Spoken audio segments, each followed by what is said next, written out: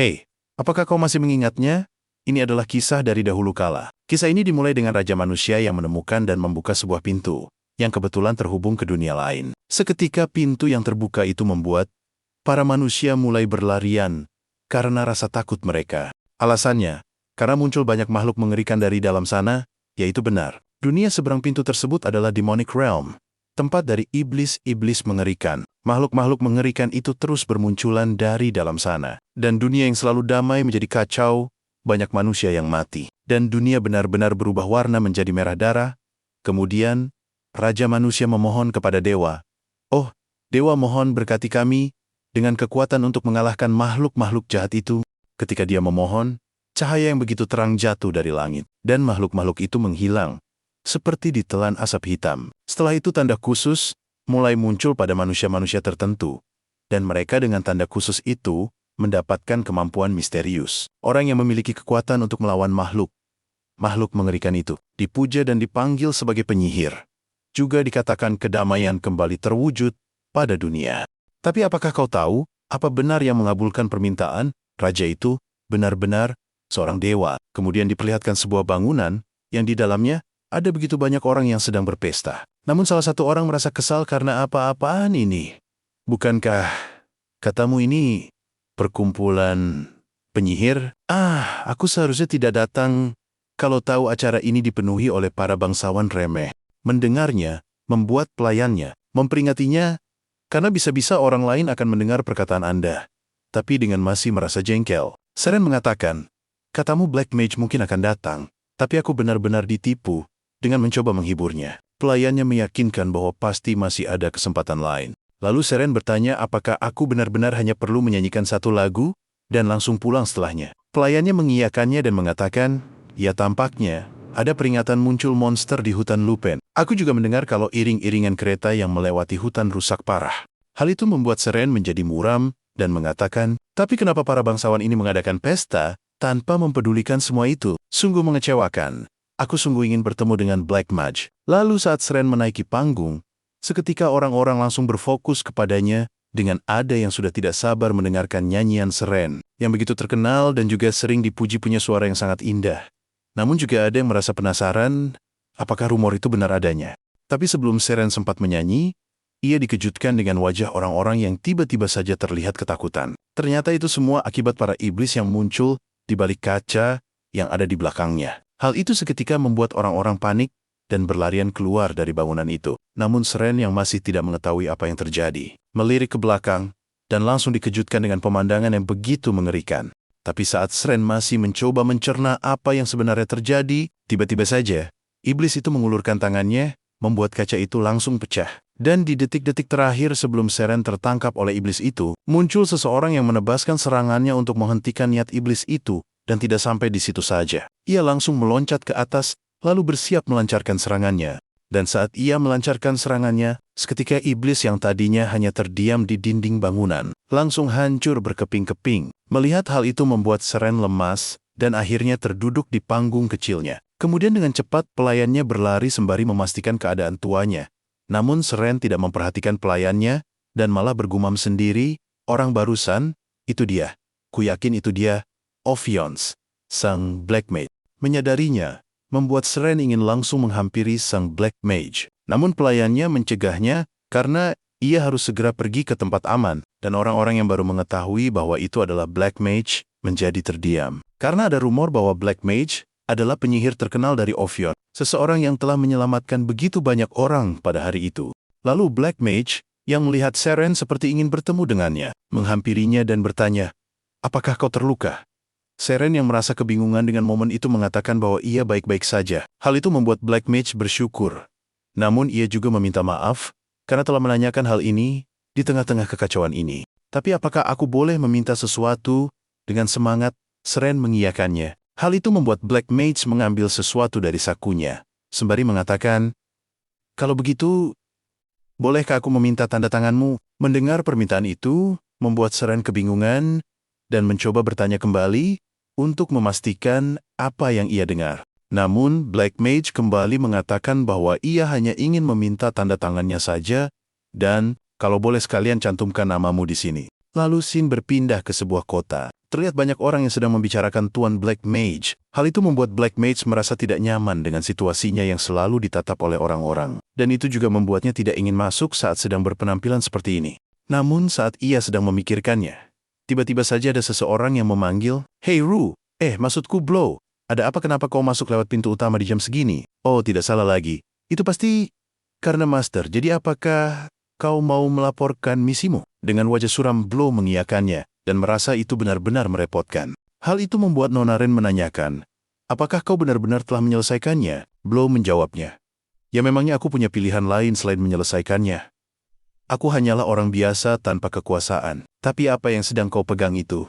Dengan berusaha menutupi rasa paniknya, Nona Ren beralasan bahwa yang ia bawa bukanlah apa-apa dan hanyalah sebuah dokumen.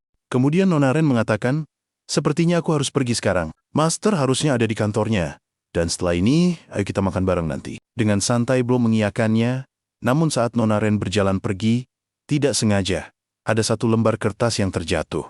Hal itu membuat Blow mengambilnya dan saat ia melihatnya, seketika ia dikejutkan karena itu adalah selembaran yang memberitahukan orang-orang bahwa mereka bisa memberikan misi apapun dan akan langsung ditangani oleh sang Black Mage. Melihat Blow yang memegang selembaran itu, membuat Nona Ren panik dan bertanya, "Apakah kau sudah membacanya?" Namun Blow balik bertanya, "Apakah ini semua perintah dari Master?" Dengan memegangi kepalanya, Nona Ren beralasan bahwa ia juga telah menentang keinginan ini. Tapi Master tetap saja melakukannya, ujarnya yang langsung kebingungan karena tidak melihat Blow di tempat itu. Kemudian scene berpindah ke seseorang berambut kuning yang sedang menyeruput minumannya dan mengatakan bahwa sepertinya cuaca hari ini sedang sangat baik.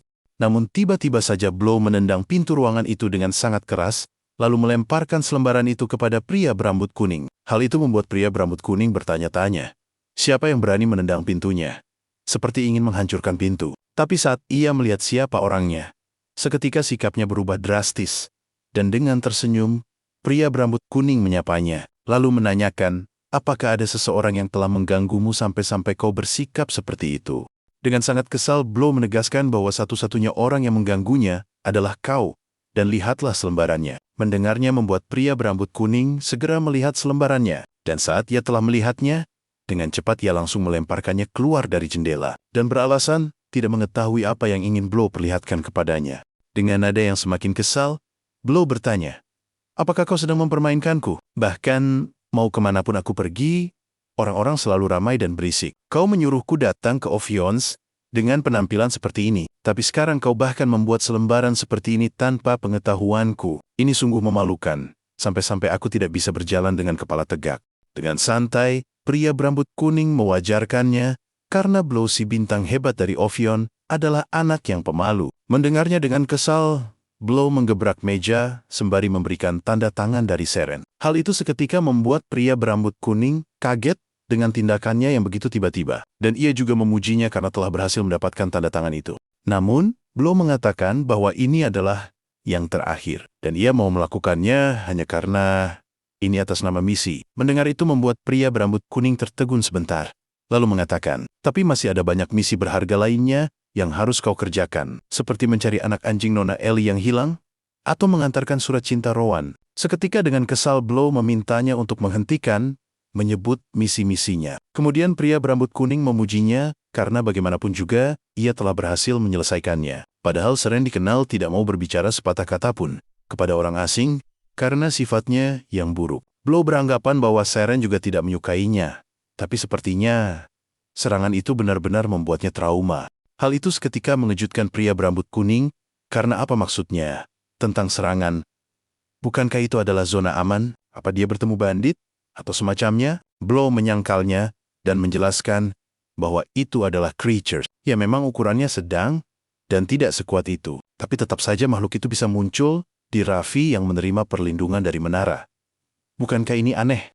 Dengan tertunduk pria berambut kuning mengiyakannya dan menegaskan bahwa hal ini harus segera diselidiki. Tapi tidak kusangka kau bisa mendapatkan tanda tangannya di situasi seperti itu. Dengan kesal Blow bertanya, memangnya siapa yang telah memberiku misi seperti itu? Mendengarnya membuat pria berambut kuning memintanya untuk tidak membahasnya lagi. Dan ia juga bertanya, memangnya sampai kapan kau akan menggunakan penampilan itu? Dengan mengeluh Blow mengatakan bahwa ia masih memiliki begitu banyak, mana berkat seseorang yang hanya memberikan misi yang aneh, ujarnya, yang akhirnya menggunakan mantra Awakening Release. Kemudian setelah Blow berubah menjadi wujud aslinya, ia dipanggil sebagai Ruth, lalu masternya mengatakan bahwa sepertinya kau sudah bertambah tinggi, Ruth. Namun Ruth tidak merasa demikian, dan ia meminta untuk masternya memberikan misi yang benar kali ini, karena ia telah menyelesaikan misi sebelumnya. Tapi masternya hanya tersenyum kepadanya, membuat Ruth kebingungan. Kemudian masternya menjelaskan bahwa setelah hari itu banyak para penduduk. Begitu pula dengan para penyihir yang memperhatikanmu. Faktanya bahkan asosiasi Shikmun berusaha mencari dirimu, jadi mulai sekarang ini semua akan menjadi lebih berbahaya. Semuanya telah berubah. Aku sungguh khawatir dengan hal ini. Dengan santai, Ruth bertanya, lalu kenapa kau membuat selembaran ini? Hal itu seketika membuat masternya panik. Lalu Ruth memintanya untuk menyudahi omong kosong ini dan bertanya apakah kau akan memberikanku misi atau tidak. Masternya membalas, ya, kami punya satu misi penting. Rumah pelelangan besar yang diadakan 3 kali dalam setahun. Itu merupakan tempat yang hanya menjual barang langka. Tapi dalam pelelangan ini, kita dapat informasi kalau batu sihir yang memiliki nama telah muncul. Dengan tertunduk Ruth bertanya, apakah maksudmu batu sihir tingkat tinggi? Masternya membenarkannya dan menjelaskan bahwa masalahnya adalah para penyihir lain juga mengetahui hal ini. Jadi apakah kau sudah mengerti tentang misi ini? Ya, sepertinya ini mungkin cukup menarik. Lalu setelah Ruth pergi dari tempat itu, terlihat masternya yang memegang sebuah buku dan mengatakan, pada akhirnya aku tidak bisa menunjukkan ini padanya. Jika dia melihatnya, dia pasti akan sangat marah kepadaku. Ujarnya, yang memegang buku pemberitahuan penerimaan sekolah sihir Helios. Lalu scene berpindah ke pelelangan. Terlihat begitu banyak orang yang sedang menunggu berjalannya acara pelelangan. Kemudian tak lama setelah itu terlihat seseorang yang sepertinya adalah hostnya datang dan menyambut semua tamu yang hadir. Kemudian mengatakan bahwa acara lelang hari ini akan dimulai. Jadi siapa di antara kalian yang sudah tidak sabar mengikutinya? Lalu terdengar seseorang yang mengatakan, ada banyak sekali orang. Batu sihir yang disebut Shazan Heart pasti sangat luar biasa kan? Ruth membalas, ya lagi pula sangat langka untuk melihat batu sihir tingkat tinggi belakangan ini. Hal itu membuat Nona Ren terdiam sejenak dan bertanya, apakah ini tidak apa-apa? Karena bukankah sekarang ada begitu banyak penyihir Tuan Black Mage? Dengan tersenyum Ruth mengatakan, ya, bukankah begitu? Toh sejak awal aku punya misi yang berbeda dengan mereka. Dan juga alasanku sendiri juga berbeda. Ujarnya yang langsung terdiam, membuat Nona Ren kebingungan dan mencoba memanggilnya. Namun Ruth hanya terdiam dan berujar di dalam hati, ini mungkin akan menyenangkan. Lalu kita dibawa flashback ke beberapa waktu sebelumnya. Terlihat Ruth yang bertanya, jadi apa misinya? Masternya menjelaskan bahwa ada seseorang yang punya dendam mendalam terhadap orang tertentu yang akan datang ke pelelangan itu untuk menemuimu. Jadi lakukan balas dendam mereka karena ada penyihir jahat yang menghancurkan kehidupan klien kita. Balas dendam yang setara dan pantas. Itulah permintaannya. Setelah melihat sedikit sepertinya dia penjahat kesukaanmu, yang mengeksploitasi dan memanfaatkan orang lemah. Dia punya lebih dari 1 atau 2 korban belakangan ini. Tapi sepertinya dia bajingan yang licik bahkan bisa menghindari hukum. Dengan kebingungan Ruth bertanya, tapi bukankah penyihir ini bukanlah target yang mudah karena dia berada di tier 3 pertengahan? Dengan santai masternya membalas, ya karena itulah aku memberikannya padamu. Kemudian Ruth kembali bertanya, kau tidak menyuruhku untuk menghabisinya, kan? Masternya menjawab, ya tentu saja tidak. Karena kita tidak boleh menghabisi bajingan seperti ini begitu saja. Jadi saat batu sihir tingkat tinggi akan muncul, semua orang akan berkumpul. Mau itu orang yang berpartisipasi dalam pelelangan, atau yang hanya melihat-lihat, ataupun dengan tujuan lainnya. Kemudian kau harus menemukan pria itu dulu di tempat yang penuh dengan orang-orang. Setelah itu kau harus mendekatinya, lalu patahkan anggota tubuhnya. Siksa dengan kejam, menindasnya, dan mencopot celananya. Mendengarnya seketika membuat Ruth kebingungan dan bertanya kembali untuk memastikan apa yang baru saja ia dengar. Namun masternya hanya mengatakan bahwa kau hanya perlu melepaskan celananya. Hal itu seketika membuat Ruth menyobek kertas itu dengan rasa tidak percaya atas misi yang begitu aneh. Dengan kebingungan masternya bertanya, memangnya kenapa dengan menurunkan celananya? Bahkan kau tidak perlu menghabisinya. Hal itu membuat Ruth kesal dan mengatakan, itu sangat konyol. Maksudku, kenapa aku tiba-tiba menurunkan celananya? Balas dendam macam apa ini? Dengan mencoba beralasan, masternya menjelaskan bahwa itu adalah permintaan klien kita. Jadi tenanglah dan dengarkan aku. Berdasarkan informasi dari klien, ada rumor yang mengatakan kalau dia itu mantan anggota Kotel. Seketika hal itu membuat Ruth kaget, karena bukankah Kotel adalah organisasi kriminal yang menghilang beberapa tahun lalu. Masternya membenarkannya, di mana saat itu diumumkan kalau mereka sudah dibersihkan. Tapi mengingat besarnya hadiah yang diberikan setelahnya, tidak mengejutkan kalau beberapa dari mereka berhasil kabur. Rumah pelelangan di Radenholt punya dendam besar terhadap Kotal. Dikatakan kalau ada tradisi untuk anggota Kotel yang harus membuat lambang Kotel dengan lemon poison pada kaki mereka. Dan kau tidak bisa menghapus lambang itu apapun yang terjadi. Jadi jika lambang itu terlihat oleh orang yang ada di pelelangan, itu akan menjadi balas dendam yang memuaskan. Bukan, ujarnya, yang langsung membuat Ruth terdiam sejenak. Namun, dengan merasa masih tidak puas atas penjelasan tersebut, Ruth bertanya, "Tapi kau bilang, itu hanyalah rumor. Jadi bagaimana jika tidak ada lambang itu?" Setelah aku menurunkan celananya, dengan santai masternya membalas, "Ya, bukankah itu tetap dihitung balas dendam dengan cara lain?" Hal itu langsung membuat Ruth mengurungkan niatnya dan tidak mau melakukan misi tersebut. Namun masternya yang tidak mau menyerah, memegangi jubahnya sembari mengatakan, hanya bintang besar dari Ophion yang bisa melakukannya. Lalu scene berpindah ke waktu. Sekarang terlihat Ruth yang masih terdiam setelah memikirkan kejadian sebelumnya. Melihat sikapnya itu, Nona Ren bertanya, "Apakah kau sungguh baik-baik saja?" Dengan muka muram Ruth bergumam, "Semoga saja ini akan berhasil." Kemudian, scene kembali berpindah ke seseorang yang sangat gembira, karena melihat ada begitu banyak orang yang ada di sana. Namun, pelayannya yang melihat sikapnya, langsung menarik jubahnya untuk menghentikan tingkah kekanak-kanakannya, dan menegaskan bahwa mereka datang ke sini bukanlah untuk bermain-main. "Yang mulia, kita di sini untuk mengawasi." Dengan masih meronta-ronta putri kecil itu membenarkannya, dan ia juga yakin akan ada begitu banyak kejadian yang akan terjadi. "Benar kan, Tesi?" ujarnya yang berbicara dengan wanita di belakang mereka. Tapi saat ia menoleh terlihat Tesi yang telah tertidur, membuat mereka berdua merasa tidak percaya. Lalu scene kembali berpindah ke seseorang berambut kuning. Terlihat ayah dari orang itu meminta anaknya untuk lebih tenang, karena di sana ada begitu banyak penyihir. Jadi, pasti akan ada kejadian menarik. Dengan mengepalkan tangannya, pria itu mengiyakannya. Lalu scene lagi-lagi berpindah. Sekarang ke seseorang manusia setengah serigala. Terlihat ia yang memanggil rekannya. "Hei Sheik, misi kita hari ini adalah untuk melindungi batu sihir hingga batas tertentu. Kau tahu itu kan? Biar ku perjelas, kita harus melindunginya, bukan menghancurkannya." "Hei, apa kau dengar aku?" Dengan santai Sheik tidak menanggapinya, dan malah mengatakan, kata-kata datang dan tidak datang, sembari memetik daun yang ia pegang dari tangkainya. Melihat sikapnya membuat pria setengah serigala merasa jengkel, dan memanggilnya kembali dengan berteriak. Hal itu membuat Sheik terdiam sejenak, dan memintanya untuk diam, dengan memanggilnya sebagai Pak Tua. Mendengarnya membuat pria setengah serigala kesal, dan kembali menjelaskan misinya dengan berteriak-teriak. Hal itu seketika membuat Sheik kesal, dan menjatuhkan ranting yang ia pegang, lalu menginjaknya, hingga hancur. Kemudian mengatakan, "Datang." Lalu kita kembali diperlihatkan acara pelelangan yang sedang berlangsung dengan kalung Wright, yang telah berhasil terjual kepada Nona cantik. Dan sekarang kita akan memasuki hidangan utamanya. Banyak dari kalian yang sudah menunggu-nunggu untuk yang satu ini. Tapi ini adalah item berharga yang sangat sulit untuk didapatkan. Batu sihir yang paling hebat, yang memiliki kekuatan Sazarno yang agung.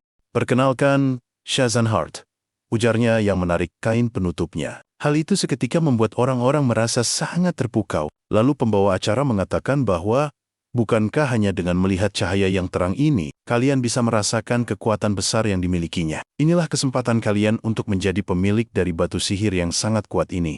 Ingat, ini adalah satu-satunya kesempatan kalian. Kemudian Nona Ren bertanya, "Ruth, apa kau sudah menemukan targetnya?" Ruth menyangkalnya, karena ia tidak bisa melihat targetnya dengan baik dari atas sini. Ditambah lagi semua energi orang-orang terkumpul dan menyatu. Tapi apakah mungkin ada sesuatu yang terjadi hingga membuat orang yang kita incar tidak bisa datang di hari ini?